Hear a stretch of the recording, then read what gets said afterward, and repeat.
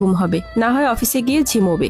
আমি বললাম, না মা, কাল থেকে অফিস থেকে ফিরেই আমি রান্না করব, আপনি রেস্ট করবেন, শুধু শুধু কষ্ট হবে আপনার। আমার শাশুড়ি মা বললেন, তুমি চাকরি করছো, সবটা মনোযোগ তুমি ওখানেই দাও। সবকিছু একসাথে সামলে নিতে চাইলে কোনো কিছুই কিন্তু ভালো হবে না। তুমি মাঝে মধ্যে এটা ওটা করে খাওয়াতে চাইলে তুমি তোমার ছুটির দিনে করো। যতদিন বেঁচে আছি সংসারের কাজকর্ম নিয়ে তোমাকে ভাবতে হবে না। আমি শাশুড়ি মায়ের কথা শুনে সত্যি অবাক হলাম। আমি ভাবলাম হয়তো আমি নতুন, তাই হয়তো শাশুড়ি মা আমাকে কিছু করতে দিচ্ছে না। কিন্তু ভাবনায় পড়লাম, যখন আমাদের বিয়ের বয়স 1 বছর হয়ে গেল, এখনো রোজ অফিস থেকে বাসায় ফিরলে দেখি মা খাবার টেবিলে খাবার রেডি করে বসে থাকেন, আমাদের দুজনের জন্য অপেক্ষা করেন। ওনাকে আমি বুঝতে পারি না, ভীষণ শক্তপোক্ত একজন মানুষ, খুব কম কথা বলেন, কিন্তু সবকিছুই নিজের হাতে করেন। আমার বোঝার উপায় নেই আমি এবাড়ির বউ নাকি মেয়ে। বেশ কদিন হলো অফিসে বেশ ঝামেলা চলছে। রাত 9টা বেজে গেল।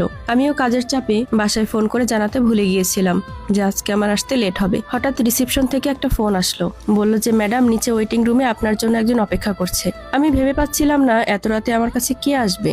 আমি এসব ভাবতে ভাবতেই ওয়েটিং রুমে গিয়ে দেখি আমার শাশুড়ি মা বসে আছেন, বেশ গম্ভীর মুখ। আমি বললাম, মা আপনি এখানে, তোমার কাজ কি শেষ নাকি আরেকটু লেট হবে? না মা, হয়ে এসেছে, আমি এক্ষুনি বের হব। ঠিক আছে, ব্যাগ নিয়ে আসো, আমরা বের হব, আমি তোমার জন্য অপেক্ষা করছি। পুরোটা রাস্তা তিনি গুরুগম্ভীর ছিলেন।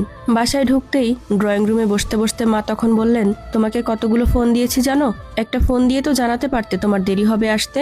মা সরি, দেখিনি, কাজের চাপে আমি ভুলে গিয়েছিলাম।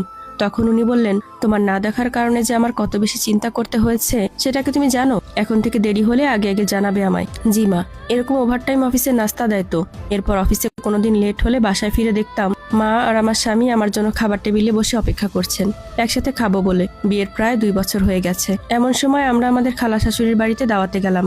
গল্পের ফাঁকে তখন আমার খালা শাশুড়ি আমাকে একটু খোঁচা মেরেই বললেন, বউ খালি বাইরে কাজ করলেই চলবে, বাচ্চা নিবে কবে? আমি আমতা করতে করতে কিছু একটা বলতে যাব, তখনই আমার শাশুড়ি মা বললেন, দেখো ওদের প্ল্যান অনুযায়ী ওরা ওদের সময় মতো নিবে, আর সবচেয়ে বড় কথা উপরওয়ালা যখন দিবে তখনই ওরা নিবে। আর এসব ওদের পার্সোনাল কথা, তুমি কেন জিজ্ঞেস করছো?